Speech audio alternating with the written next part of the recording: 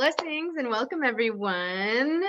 Whenever you're watching this, we're super glad that you're here joining us. So welcome to Gemini 2. It's late in coming. We're gonna get it to you in Gemini 2. KD is not here with us today. She is otherwise just kind of like taking care of her health, but she will be here next time. And at that point, when Katie gets back, we will give you a little Norwalk update. It was really awesome, but I want to wait for her before I talk about the trip at Norwalk because we were both there together. And in her place, we're super excited to have Matt Nolan. Thanks for coming back again, Matt. Thank you for having me. And of course, David Fisher from In the First Place. Hey, David. Hey, nice to be here. So nice to always have you. So Matt's channel, the Astrologers Encyclopedia, their channel here on YouTube, you can check out. It'll be in the links below. We'll put it through the caption. And we've also had Matt here before. Was it Matt? Was it Taurus 1? Yeah, Taurus 1. Yeah. Taurus 1. So yeah, thank you so much for coming in and subbing for KD. And what's really cool about it, or synchronistic about it, is the three of us, Matt, David, and I, have a project that's about to launch. And so it's actually kind of perfect to have you here because we can give people a little bit of an update on that. So I think we've mentioned a few times throughout the videos that we are going to do like a study buddy book club with Demetra George's volume 2 of Ancient Astrology. So we are starting that at the end of June 2022. And date for the project, just to be clear, the first meeting, if you guys want to start straight out of the gate, is going to be Wednesday, the 22nd of June. It's going to be a little bit later than our regular meetings for the first one. So it's going to be 7 Central Standard Time, 5 on the West Coast, and 8 on the East Coast. We're trying to make it available for all of the, coast people to be there. So that's our compromise in time for now.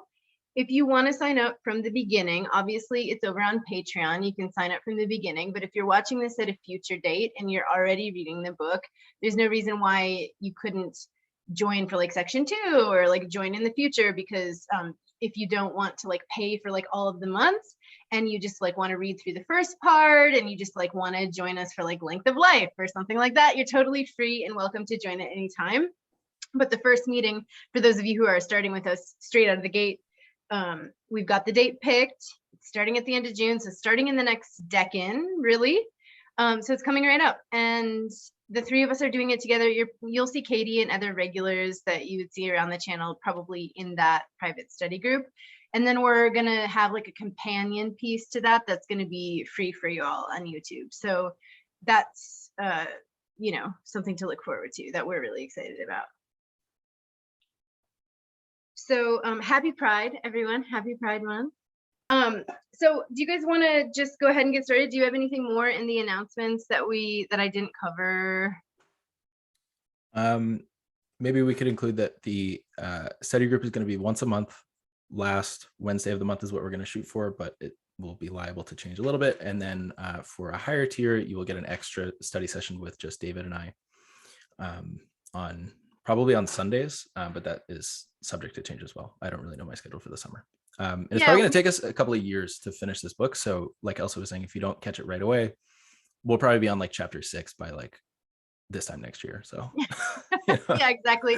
I mean, and the chapters are short through the houses. Like Demetra we'll put out a little clip specifically for this for the people that might not like watch into this video.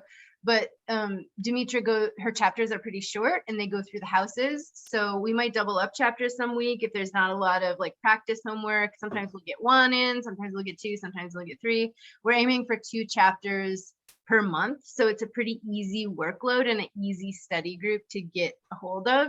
But yeah, like Matt, thank you for saying that. There are a few tiers. So we have an affordable tier for people that if you're doing currency exchange or if you're having monetary like limitations, there's a $5 tier. And then just to join is 15. And then we have other ones where we're doing like VIP nights, like after hours, like extracurricular, like study activities where we'll look at charts and apply the techniques and the ideas with our own charts and with those of celebrities. And those will be like some extra sessions. But yeah, it's not like a teaching thing. You will learn a lot, but it's like a community oriented hang where all of us that are excited to do the book do stuff together, read it and practice together. So we really would love to see you there. So Austin's book, the 36 Faces book, calls this DECAN something that I'm just going to put across the screen. I think it's a little bit of an antiquated term.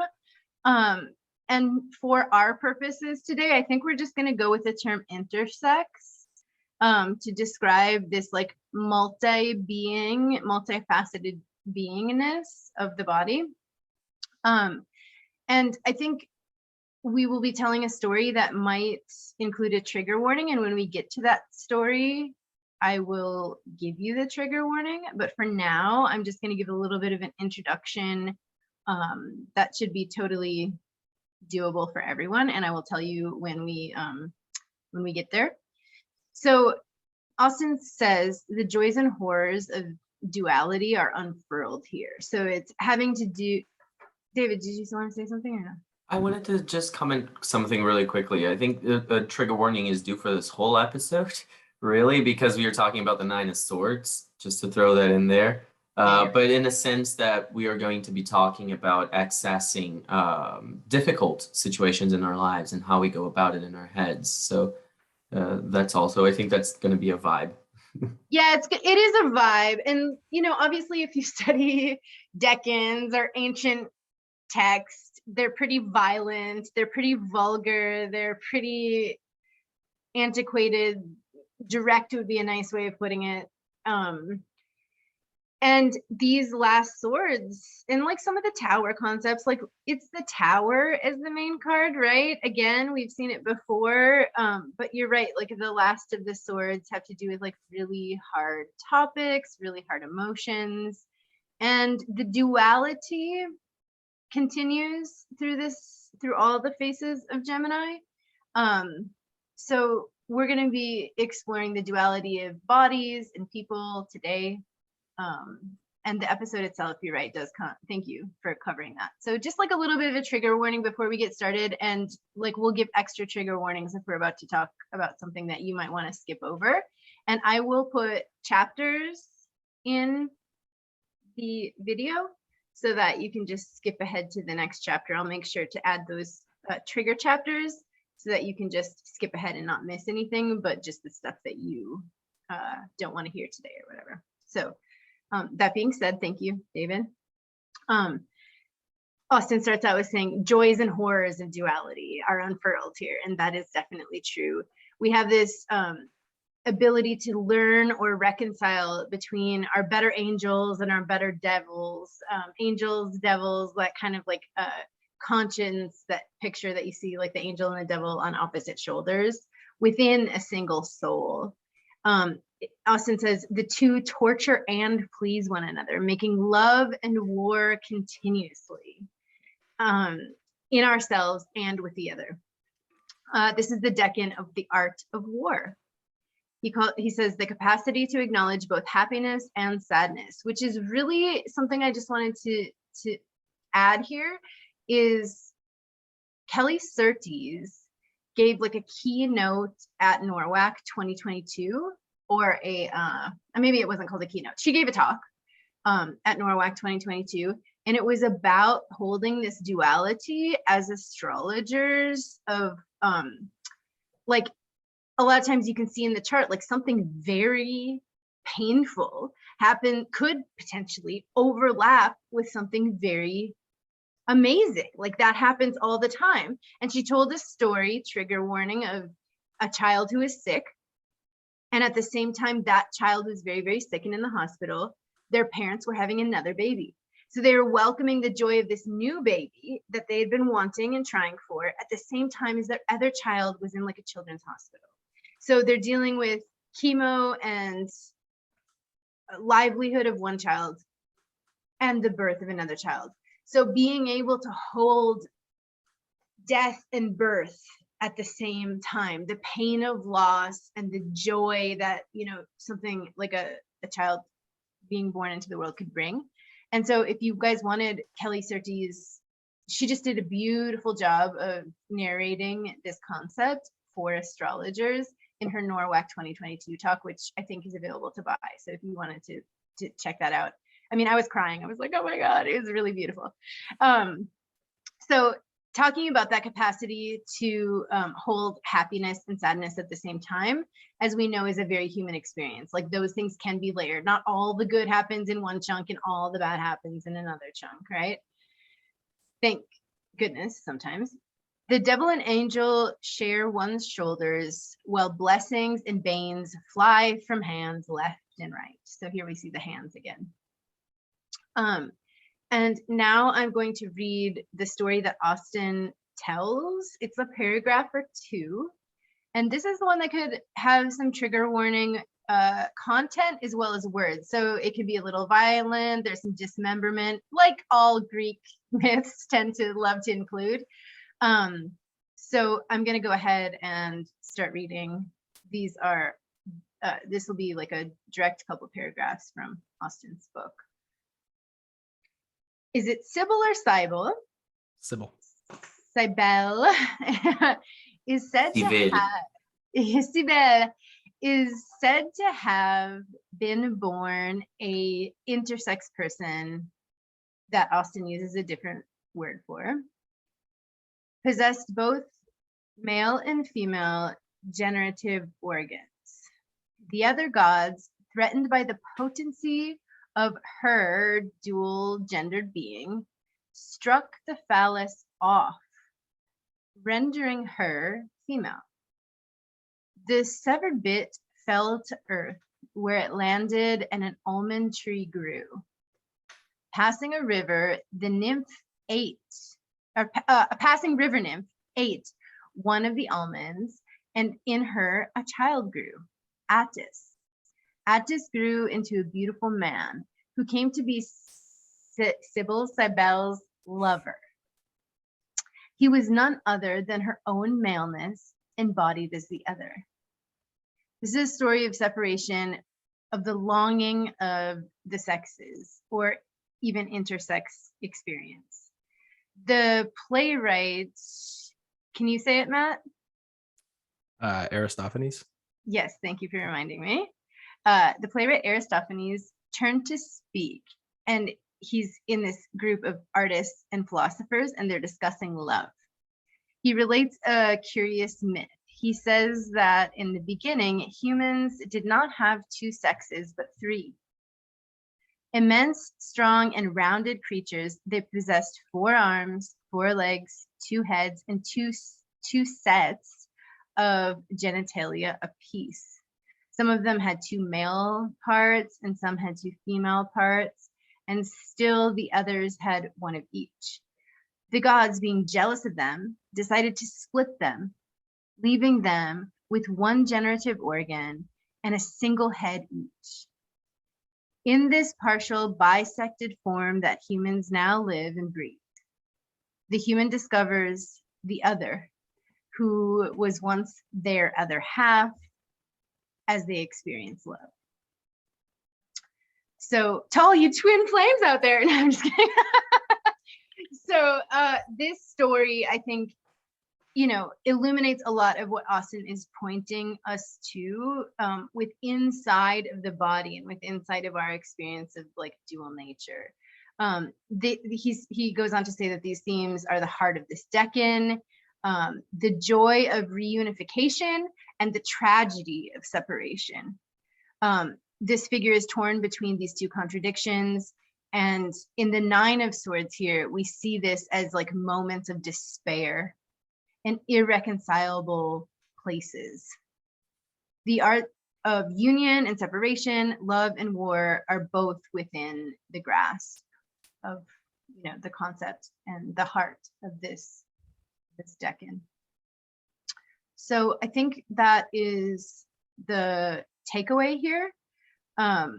Agrippa talks about jesters and jugglers here, and I think that's all I took from my notes from what Austin has said. So I kind of want to open up now the conversation to us, and this will be the end of the trigger warning chapter. And so now we'll start the discussion, and we can give more trigger warnings as we go, if needed.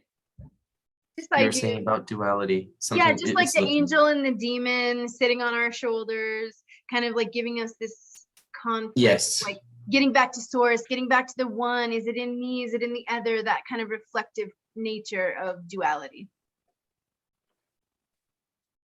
And just like the separation, like it's a Mars decan, right? Like you got the lovers, which is Gemini. So everyone's like, yay, the lovers. And here, like we already talked about it being like hard in Gemini with the swords and all this stuff.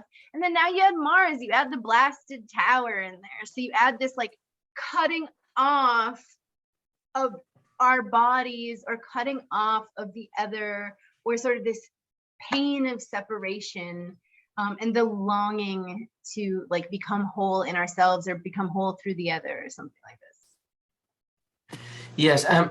Also, I think that when you look at the depiction in the cards of the Rider-Waite deck, you have in the tower 2 people falling from each side, possibly the king and the queen, and you have also the lovers. The lovers, and you have the lovers here being the general representation of when there are 2 people in other cards that relate in that way. They are generally a reflection of the lovers, an echo of the lovers. This is no different. And both of them have this divine being or influence above them. The tower has the lightning that strikes the top and knocks everything down. And you have the sun on top of the angel in the top of the card looking down on both humans. And that is saying that this duality, it is a conflictuous kind of relationship that you get to with this, because it's like, whereas before the lovers with Jupiter, we were considering, oh, there is a bunch of duality in things. There's a bunch of, there's multiplicity everywhere. And we need to pick a narrative, and nothing is ever going to be enough. We just need to hope. We just need to have faith. In this case is when you kind of have the encounter with the worst case scenario of your planning.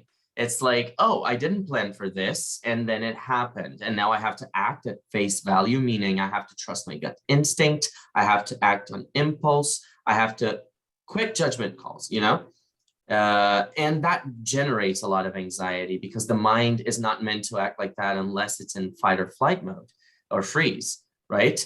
So the 9 of Swords then, which we're going to get into Teases and Chang in a bit, kind of has that mixed in to its significations, I think. The duality of the twins of the Lovers card, that is when you kind of feel the connection to the whole, and you are able then to identify who you are or what you're like according to that situation.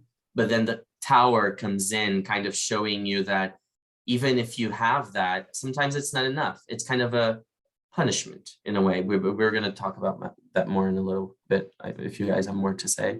Yeah. I think a lot of what this decan gets at, like, it's a mercurial decan, but it's a Mercury sign, but it's Martian. And so it's this feeling of splitting and lacking something. And so in a lot of ways, and this is kind of a psychoanalytic idea, is that lack and not being completely whole is like the defining experience of being human. And so we see in the tower that this is like the first experience we have is just this like lightning bolt event.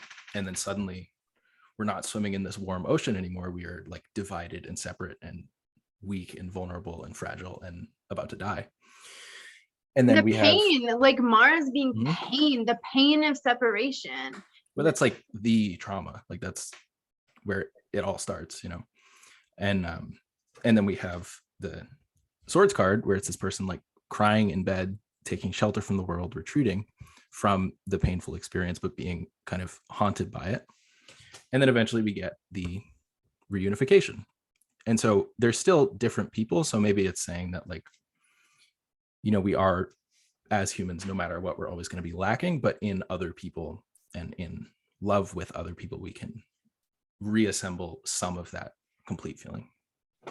Yeah, and I mean, not to get too like whatever esoteric and deep, like not that we're here to do that, but like the pain of separation of having a body, the birth itself, like coming in through the birth canal, this like bloody, like if you're ripped away from the mother, you're ripped away from the womb, and let's say you're even like ripped away from this like unity spirit and embodied into the flesh. And even just by being born, we have the pain of the separation of the mother, the pain of the separation of the other, and then we're conflicted with this pain every time we notice we're in a body, and we have to like have this conflict with our own body, our own sexuality, our own, and then that trauma gets reborn in light of the other.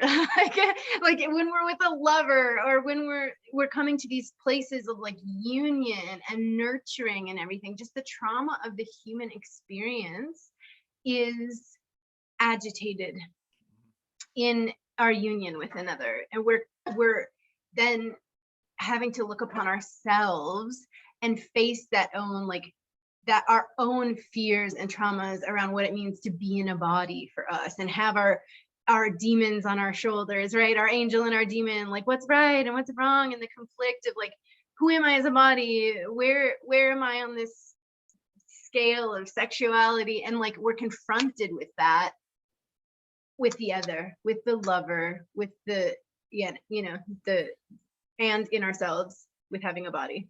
Yeah, and I think like you were putting out the experience of like when you unite with someone in whatever way, whether it's like just hanging out in a room together and talking, or like more intimate than that, it comes with this experience all the time that like, you know, it's going to end, and you know it's going to be separating again. And so that points to Mercury as in every way being dual, right? So we have day and night sect, always going from evening star to morning star, masculine, feminine, gender. And so it's this experience of like the good and the bad being wrapped up all at once. And so it's like you were saying, constantly kind of traumatizing and then healing it and cycling through things. I think that's the way you guys are mentioning it is really the way to look at when you're going through a situation of a tower moment or of a 9 of swords, really looking at that side of the significations of the Gemini card, the lovers, really is where the gold is for the person to turn it back around.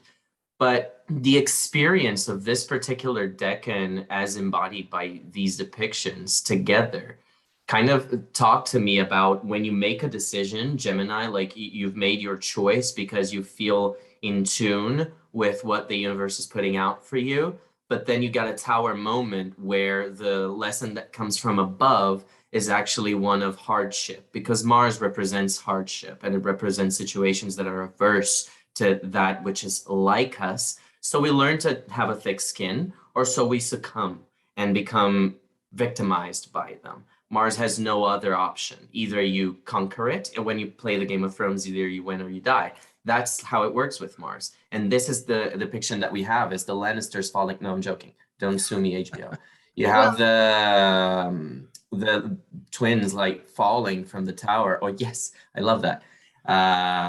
And that means that paradigms that we were applying, the things that we felt in the Gemini card and the lovers when we made that decision, the information that we felt our feminine parts were capturing from the whole, right? Our bodies were capturing from the whole, and the way we judged the situation was wrong.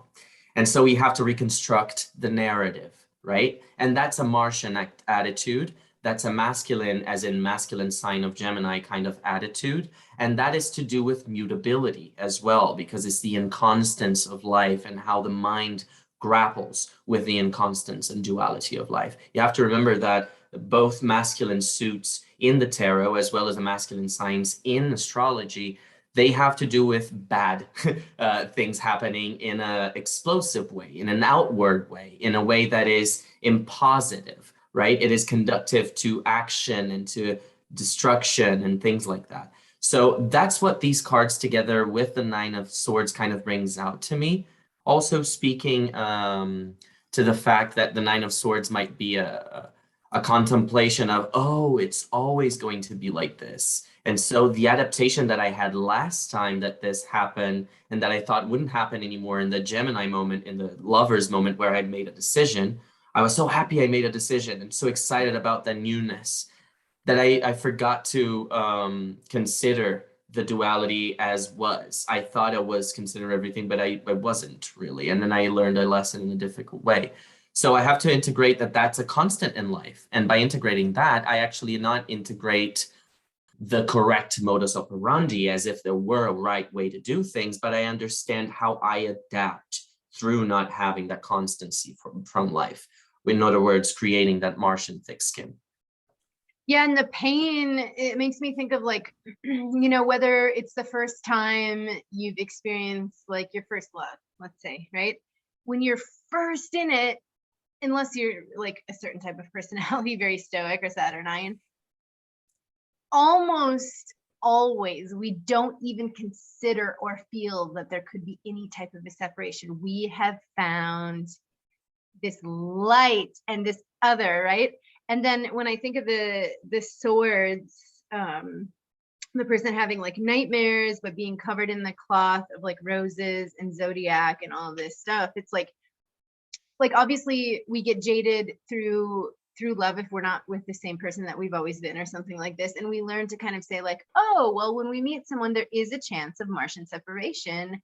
And like, how do we, you know, mature in those ideas of like our better angels and our better demons, and like, how do we do that with the other, like looking at separation. But I also think of like long-term partners, and when things are like unhealthy, or maybe you're deciding, do I break up or do I cut this off or something like that, or like post breakup, like you could just be like in your bed. I remember like some breakups, I'll just be in my bed in the middle of the night and just sit straight up with just like a sick feeling of like, oh, like either I have to do it or I have just done it, in that cutting situation, because it reflects the cutting that happens in us. It represents, it's not about like setting boundaries with the other or cutting them off. It's like these nightmarish fever feelings. Like I've spoke to so many people who in their relationships, they could lay there awake at night, I don't know if this is you, with their partner. And you could be a happy partner, you could be lifelong partners or something like this.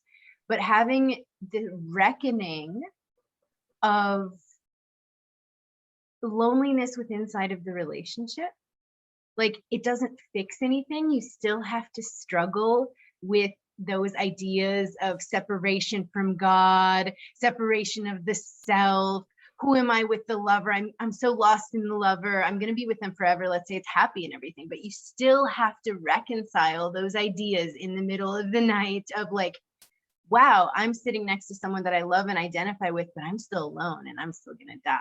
I'm in this alone still, even with my partner, you know, or I'm like isolated inside of the relationship. Like that grappling of self has to happen in a relationship or in a breakup or anything in the middle of the night when you're like, you know, considering these things, whether long-term or whether breakup, right? So it forces us to sort of reckon that even inside of a healthy long-term relationship, even if there's no like traumatic breakup, you know. But this could be breakups, right? Like Mars with the lovers, it could be breakups, but like we're forced to look at that part of ourselves of we came in alone, we're dying alone, and there's only so much fitting and merging that can happen with the other, and eventually we have to reconcile that in our own hearts and our own minds, and it can be heavy, you know.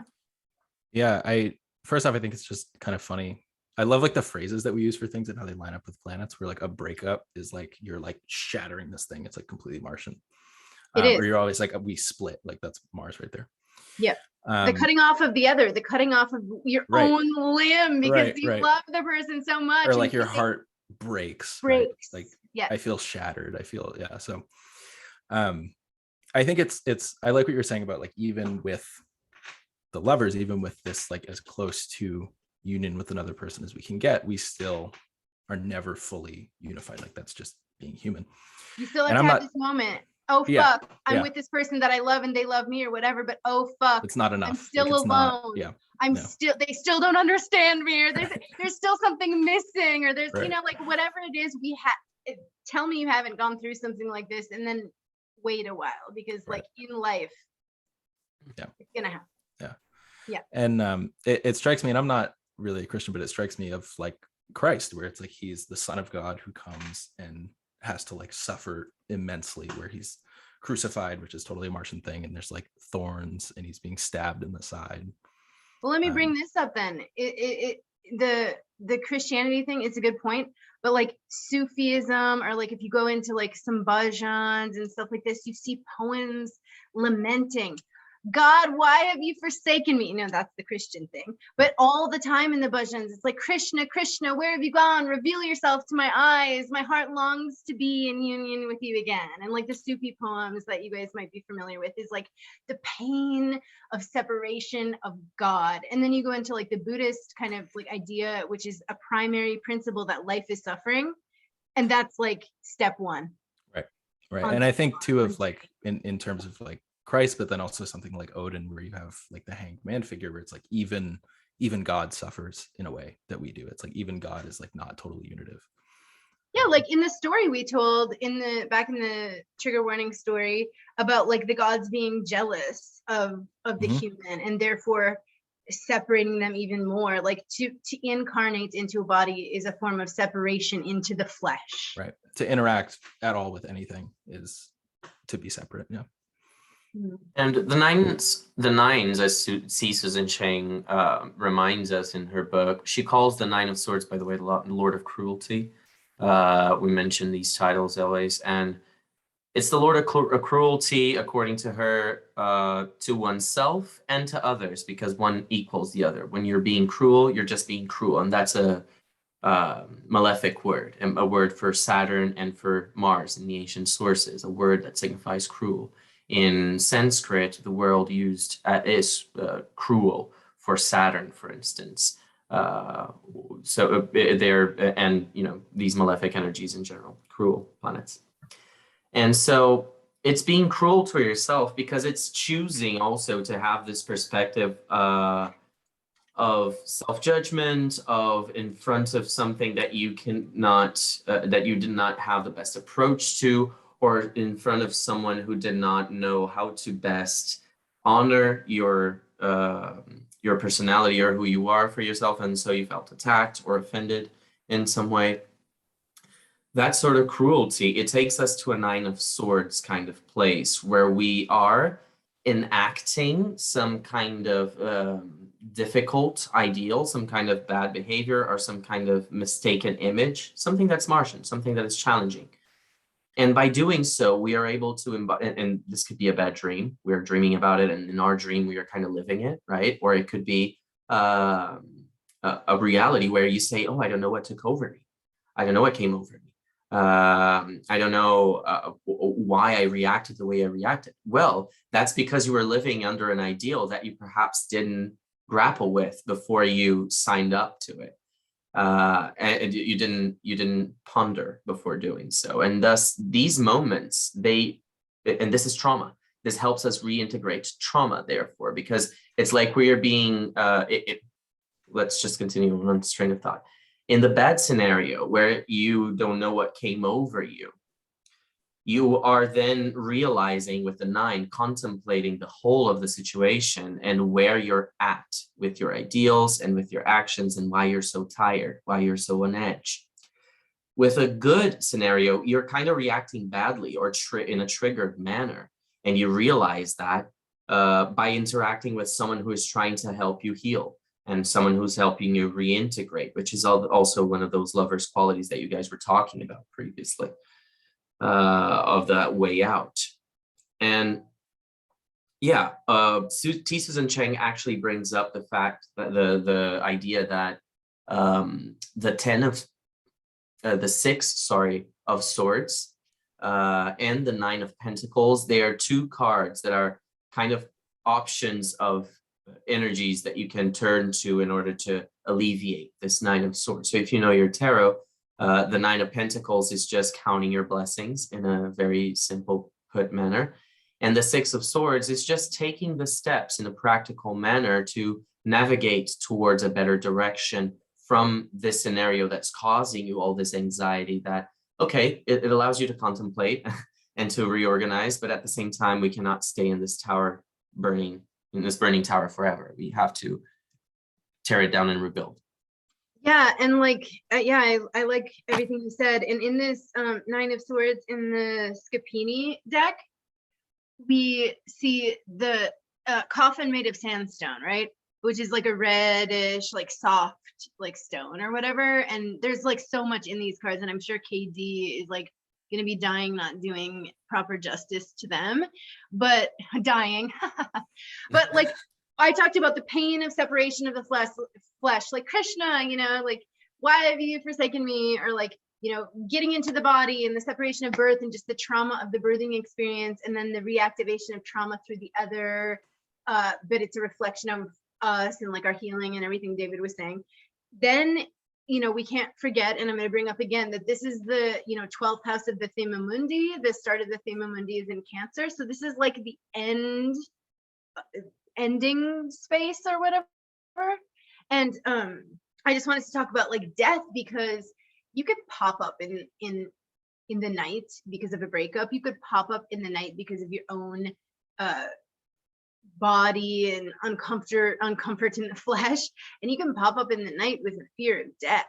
You know, it's really what we're chasing, and why we're suffering is like the idea of being entombed in the body, and also the idea, the existential dread that we get in the night that we're going to die, which a lot of times breakups feel like I've died. Everything that I had was in this person, or I'm going to die, or what should I do? I'm going to die. So this existential dread of death, or even feeling trapped in a body that you don't feel reflects your insides, right? Just feeling entombed.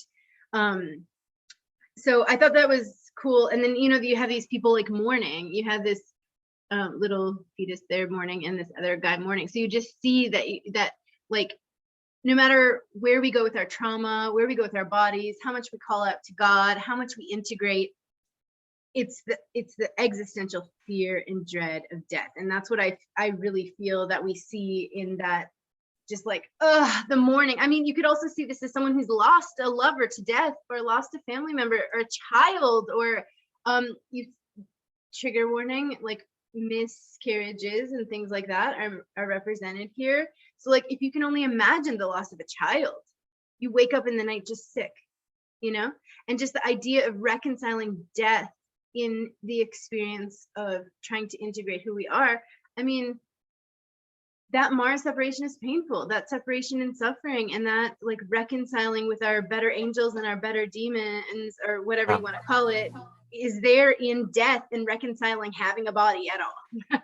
Making sense of the Martian experience, right? Making sense of being publicly shamed, for instance, which is a Martian thing and has to do with the tower as well. Maybe this represents many of us remembering that little moment in high school where we were publicly shamed for, you know, wetting our pants or something like that. Or being queer. Or being queer, yeah. Or better being experience. You always forget your own experience. Like you learn not to tell people that you're queer so that they don't think that you're trying to victimize yourself and just, you know, so they pity you. That you always forget your own experience when you're trying to narrate these things to people. Just disclaimer. But that's exactly it. It's like being queer, and you wake up in the middle of the night being like, oh, is this situation that I'm living now a direct result of this particular thing in my life that's always in my path? And is it? And if it is, are you going to have to learn to live with it anyway? So if you will, why do you have to worry? It's like, if there is no solution, why worry? And if there is a solution, why worry? That's what Susan Chang says in her book. I was going to read that. Right? I love that. I absolutely love that. Yes. And it's making sense. It's grappling with the Mars experience. It's making sense, the lovers of the Mars experience, the tower, you know? And it's just one aspect of the multiplicity depicted by Mercury. Yeah. I'm thinking of when Elsa, especially, we were talking about David too, like grief, and how the tower always indicates something drastically changing. And so we have this thing that is at once stable and secure, but in another way kind of imprisoning and isolated, right? It's like on top of this mountain. And so, you know, someone dies or you're outed in some way and like embarrassed or humiliated, it's you come to understand like this thing that I built, no matter how I rebuild it, no matter how many times I build it, is like not going to last. We're not safe. That's right. Like, no matter how much money or wealth or high above the kingdom I am, so I can see all of my enemies and be insulated from the world, it's still not befalling. Like, tragedy can still befall the rich and the insulated. Heals that separation. It's like that separation is unhealable.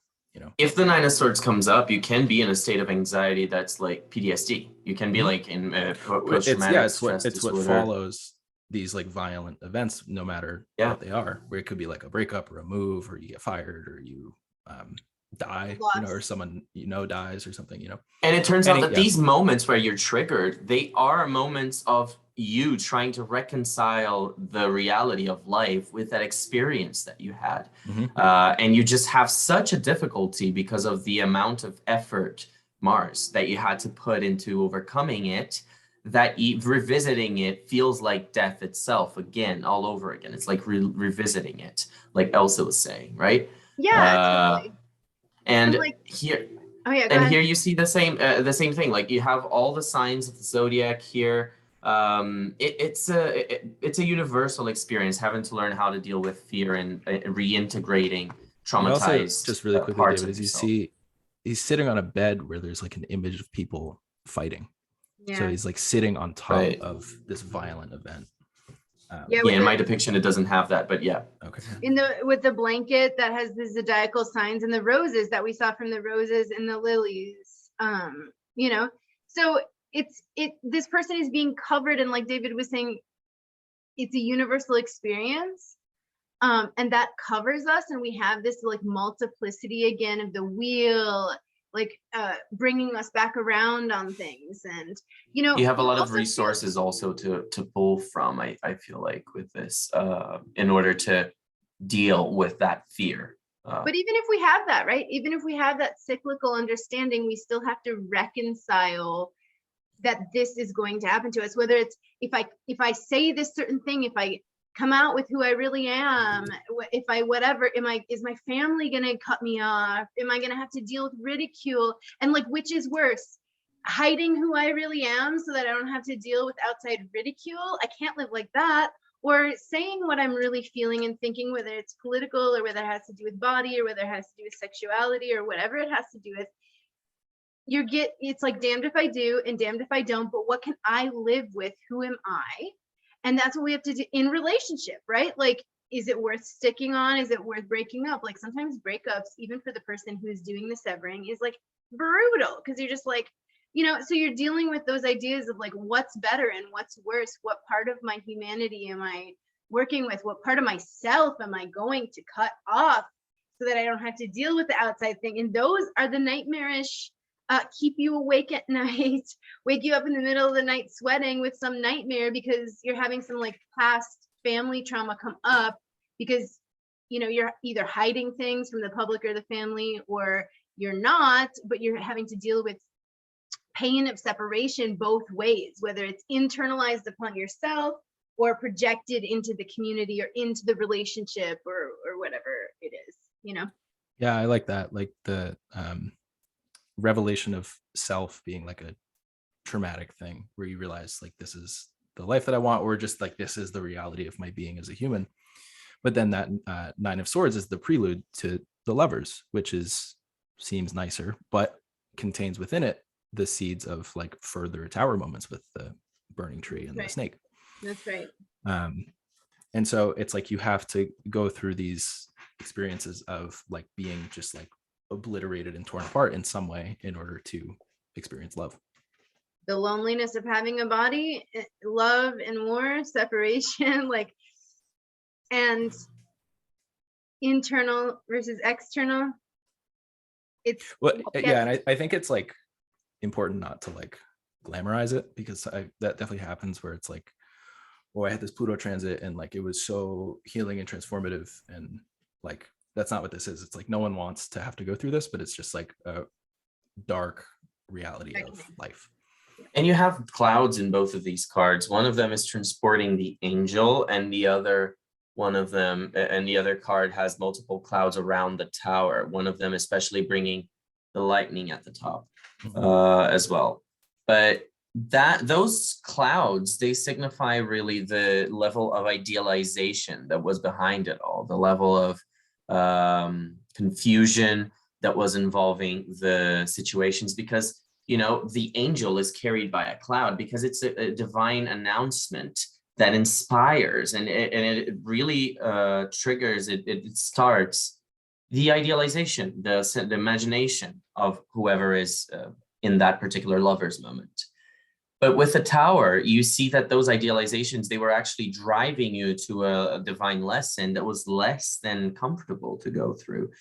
And how to make peace with that? Well, you also you look at the Nine of Swords and you contemplate what parts of you were driving you to the idealism in a bad way. That's also like a lover's card kind of solution, or a Nine of Pentacles kind of solution, where you have a bird's eye view of the particular system that you took to get where you got, contemplating things.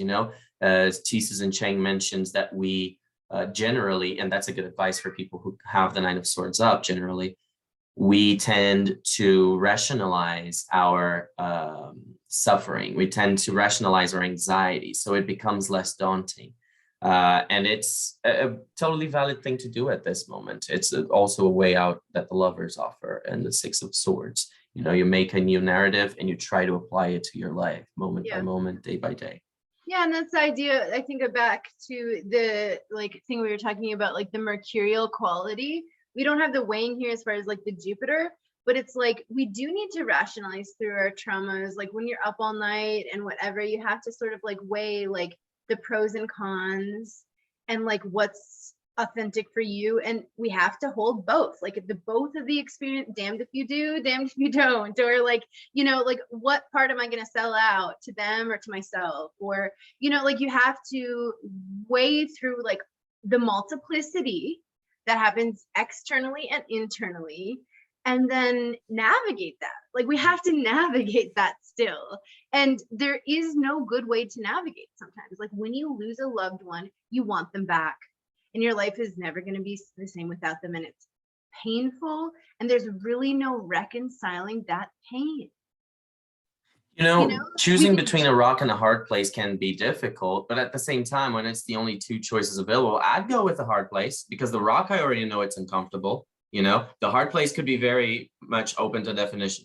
So I'm going with that. You know what I mean? It's like making choices at face value in that way that are less than ideal, but at the same time, you kind of learn to live with that, making choices in that particular feeling of the Nine of Swords. Yeah, and like what's the whole, I remember this being kind of cliche, I'm gonna botch the story, but the which wolf you feed or whatever, like which angel or demon are you gonna listen to on the shoulder? Like it can't just be like both and multiplicity all the time. Like when we lose someone or when we do it, we are forced to reconcile some way to move on. Yeah. There's better and worse choices on how to do that, and it's very individual. But like, which wolf are you feeding? Like which lonely wolf howling at the moon are we going to choose and embody to move forward? So that how are we going to reconcile those nightmares and make a space within suffering and within the other and within our own selves, out of those difficult choices?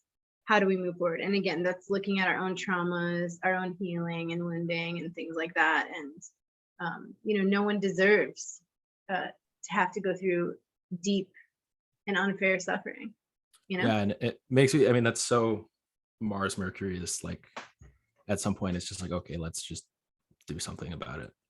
Where it's not Jupiter. Jupiter would be idealistic and say, well, but let's look at the big picture and do both and realize that. But then Mercury is like, no, this is like right now, this is like a real situation, and we're going to make a choice to do something about it. And this is just reality.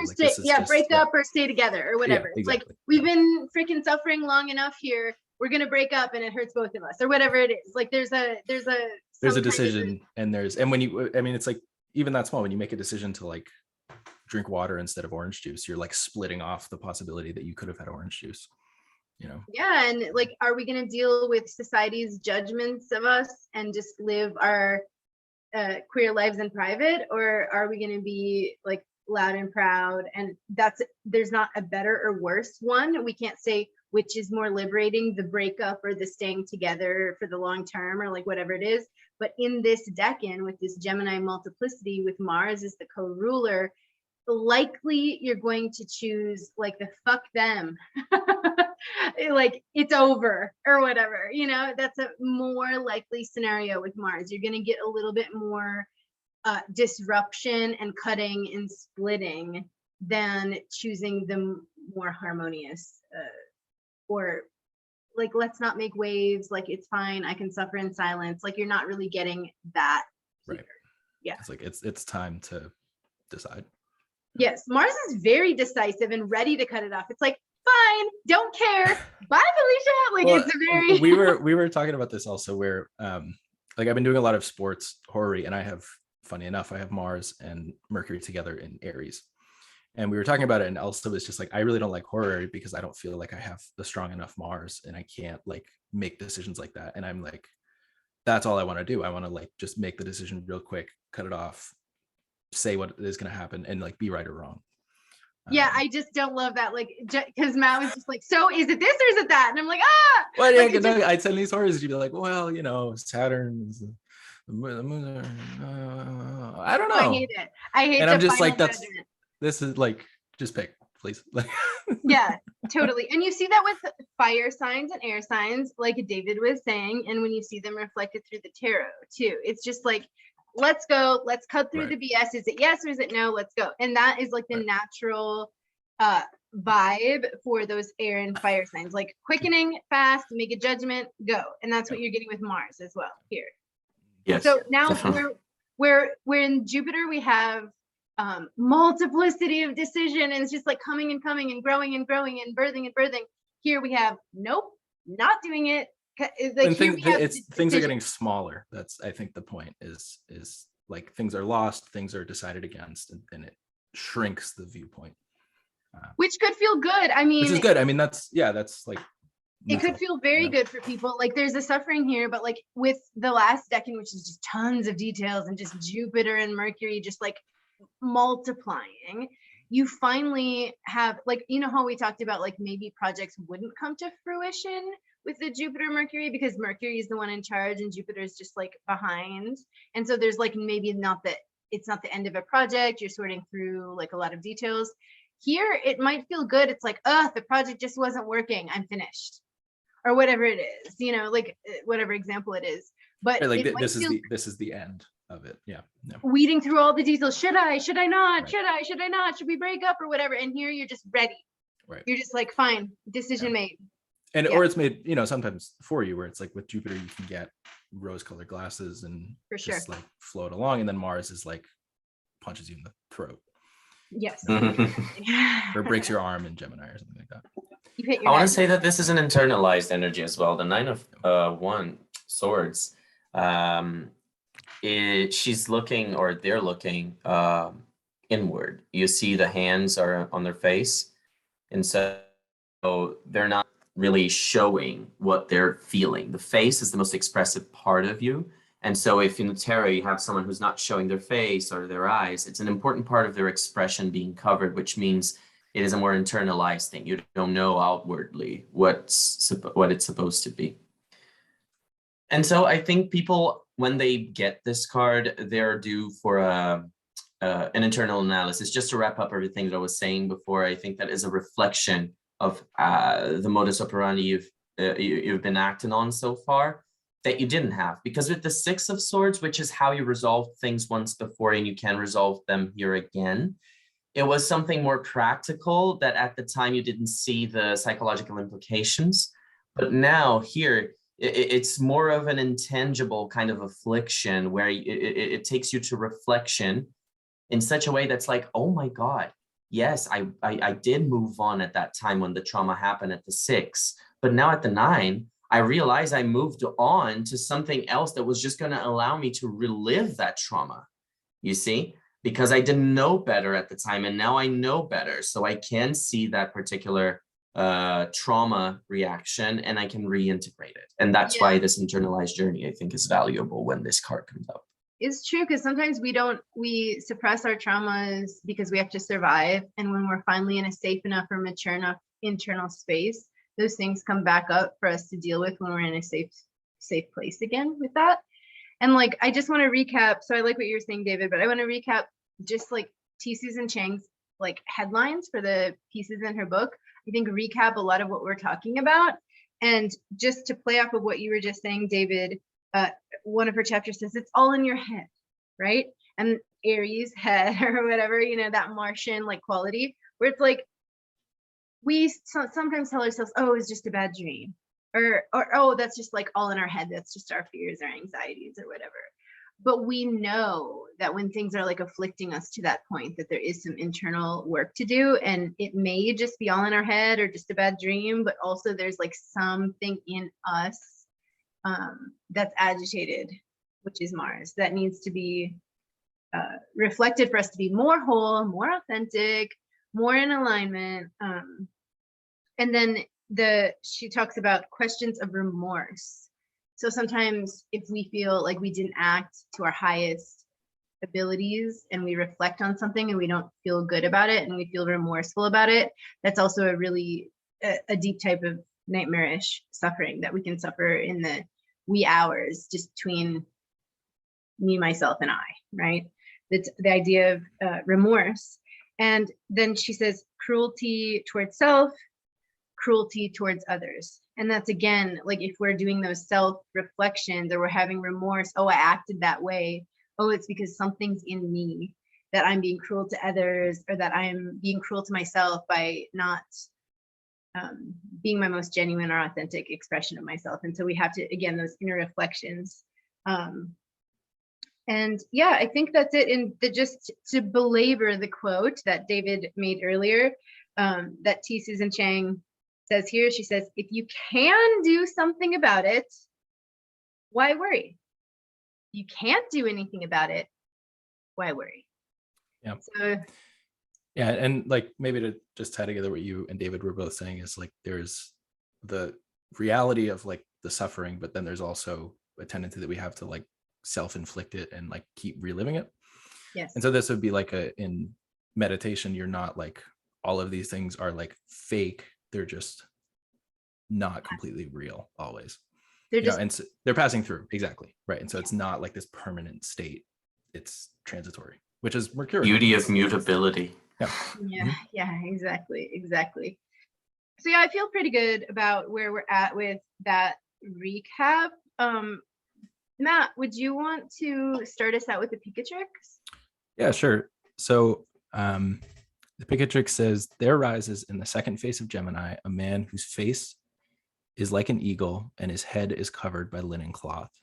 He is clothed and protected by a coat of leaden mail, and on his head is an iron helmet above which is a silk crown, and in his hand he has a bow and arrows. This is a face of oppression, evils, and subtlety. This is its form. So then I'll read, I have a couple more passages that you sent me. Also, this next one is from Abu Mashar's great introduction. It says, in the second face of Gemini ascends a man, and with a mizmar, which is sort of like a flute, I think, of gold, which he blows on, and ear class, and people called him Hercules, and he is the kneeler upon his knee. And with Hercules, there's a snake climbing on a tree, fleeing from Earclass, and the middle of the serpent having a horn and a jackal having a mark upon its foreleg. The Indians claim that in this face ascends a man in the image of the Zanj, which I don't know what that is, maybe in the footnote, Elsa, but the color of a white animal. And he has bound his head in a headband of metal, and he wears weapons, and on his helmet of iron, and on that helmet a crown of silk brocade, and in his hand a bow and arrows, and he loves entertainment and joking around.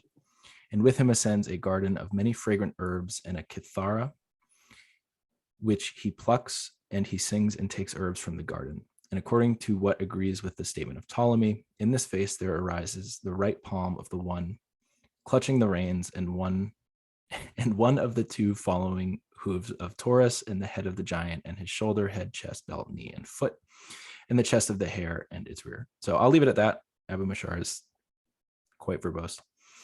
Yeah, he really is. And I think he's taking into account like Persian sources, sources from Jyotish or Vedic. And we see kind of like repeating themes. Like obviously we see all the Mars and Mercury themes, which we could kind of point out. But we also see, you know, the tree and the snake and everything coming in from that Gemini 1. It's coming in from the Lover's card with like the tree of knowledge of good and evil and that whole like Garden of Eden like scene. We've got wit and humor and subtlety coming in from Mercury. And then, of course, like iron on the head and things like that representing Mars, like the weaponry. And even like linen cloth can be Martian. Yeah. Yeah. So those were good. It's cool to do the Abu Mashar, and I know it's like not Hellenistic, but I sent it at the last. It's fun to like read, like neither is Picatrix really. So it's fun to kind of add some of these other authors in, Abu Mashar, Picatrix, and things like that, or even the Yavana Jataka, right? So when Abu Mashar says, you know, the Indians say, that's getting into like the Jyotish and like kind of we've read the Yavana Jataka before, so you're gonna see what Abu Mashar is saying reflected in what's being said in the Yavana Jataka. Yeah, and I like that the decanic images are kind of not supposed to be like literally interpreted, but just kind of like that person is kind of what this decan would feel like. And like if you were to encounter this person, that's sort of the presence of this decan in whatever it shows up in your life. Yeah, I like the taking of a knee too, because it's like it's a martial like warrior quality, right? But it's when you're sort of kneeling before, like holding the sword up, waiting to be knighted or something. It's this sort of more chilled out or like humble version of the warrior in some sense or whatever, like offering himself and his acumen with weapons to maybe a greater good or not, or tyrant. If it's an image of oppression, it could mean if you have Venus there, for example, that you have oppressive lovers or that you oppress your lovers. In either way, you'll find in some way, you will find that particular manifestation in someone's life coming to light. It could be even in other manifestations as well, but just put simply and very generally, we could see those archetypes manifesting in someone's life through the planet that is in that particular decan. Right. Especially the sun. Right. Yeah, and there's a hostility to it, right? Where David, you're saying this is the face of oppression, evils, and subtlety. And so this is like an armed person shows up and is like clever and crafty and evil, right? So it could be someone in your life at one particular point where that planet becomes a Time Lord, or that house becomes activated that contains that planet in Gemini II. And then you find that shady character coming into your life manifested as that one planet and the house from the house that they rule, you know, or the houses that they rule. Mm-hmm.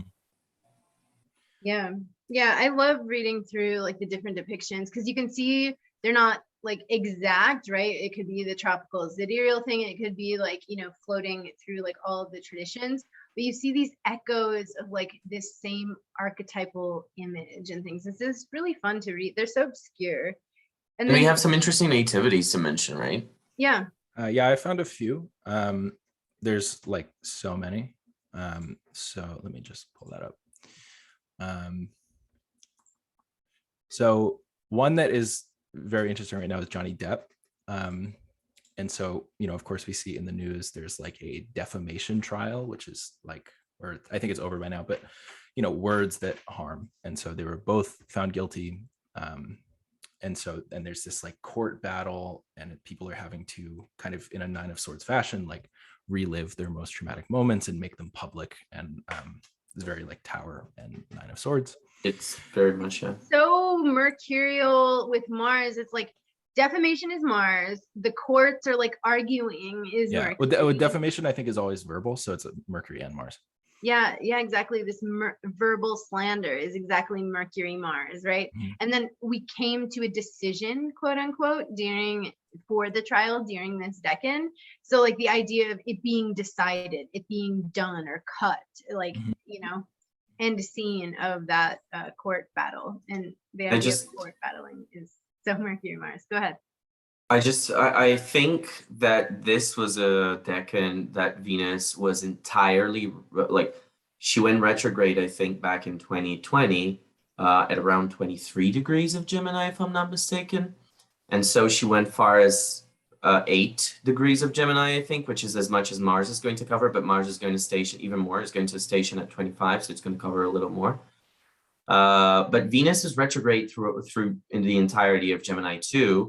And if you remember, at that time, we had so many social uprisings about police violence and other things. Like we relived and we lived new traumas in society at that time, if you all remember. Again, trigger warnings. There's some trigger this time last year. Yeah, we had those police murders like George Floyd and that man in a parking lot that was, tased to death or something and then shot. He was tased and then shot, I think. I'm not sure. That happened right after. There was the Breonna Taylor case the year before with the whole Sag Gemini eclipses kind of thing.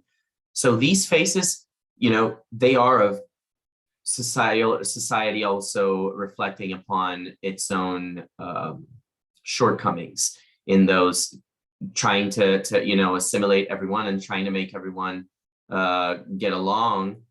How are we failing, Right. And what are the kinds of traumas that are relived because of that? What are we going to do about it? And it's messy. And what are we going to do about it? Yes. It's messy. It's like looking at the nightmarish idea in our societies and how it's reflected in ourselves and the choices that we're going to make. And the multiplicity of getting out there and yeah. But going back to Johnny Depp, is some of the roles that he's played would be like Jack Sparrow and Edward Scissorhands, I think he played. And so so like Scissorhands, Gemini with a weapon, and he's like silent throughout most of the movie and like falls in love with this woman or something, but is like ostracized from the town because he's creepy. I didn't even think of that. Hands being Gemini, scissors being Mars. That's so. And he's like pale, and he's just, and it's the image of he's showing up and he's armed and he's like really clever and can do things. And same thing with. And he's the result of a mad scientist. Yeah. Which mad being Mars, science being Mercury. So, yeah. And then in Pirates of the Caribbean, he's a pirate, right? That's pretty straightforward. So another famous person with this decan would be Prince.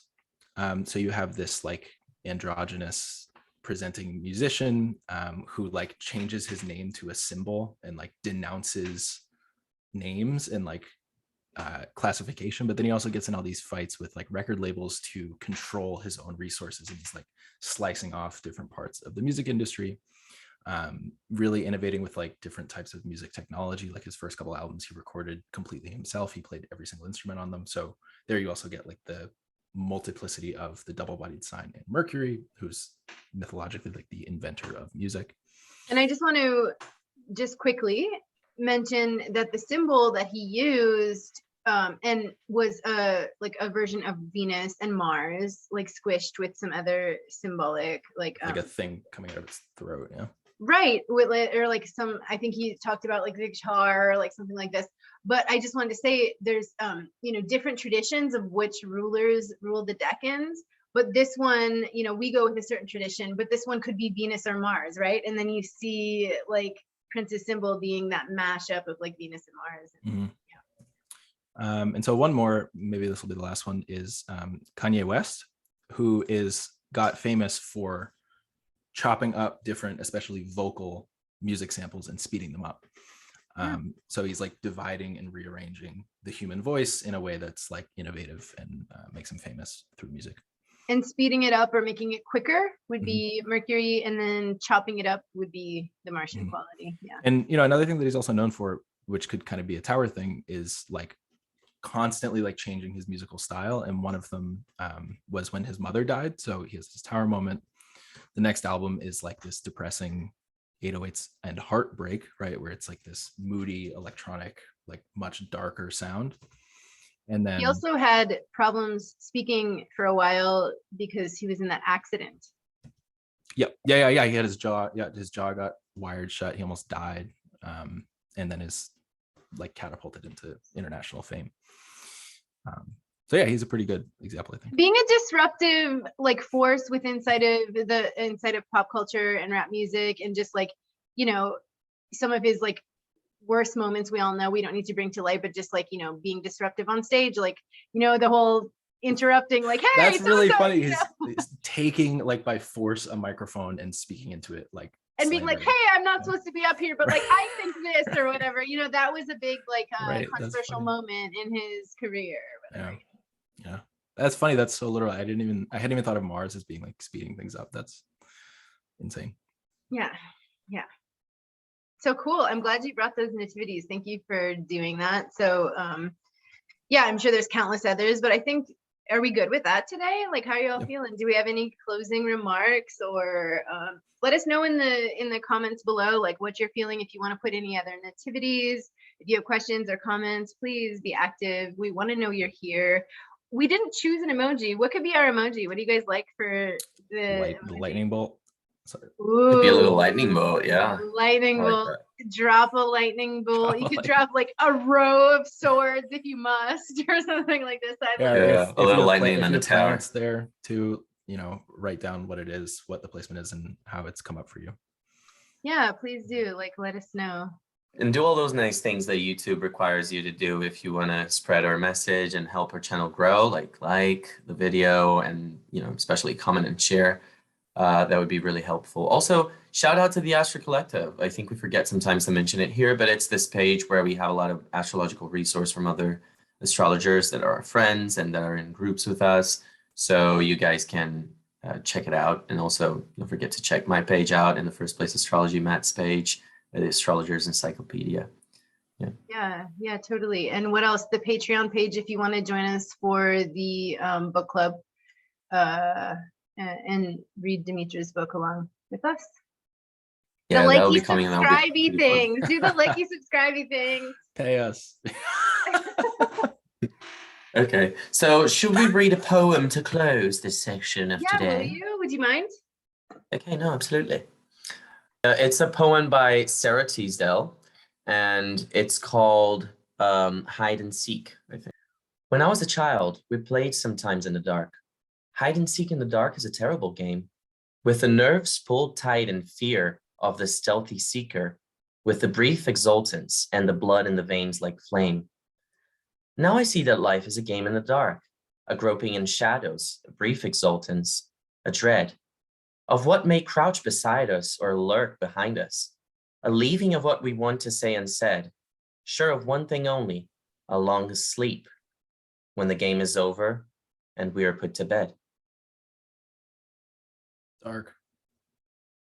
Nice. Thanks everyone for joining us again. See you next time. See you soon. Gemini 3. Ciao. Bye, everyone.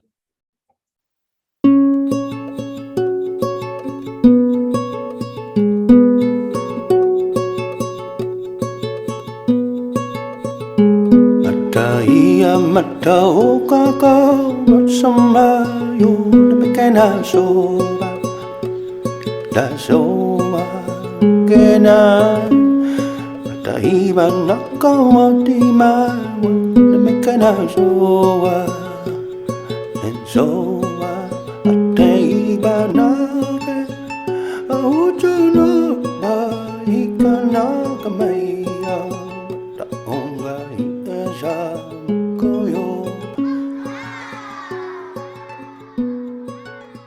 Koyo, my sailor.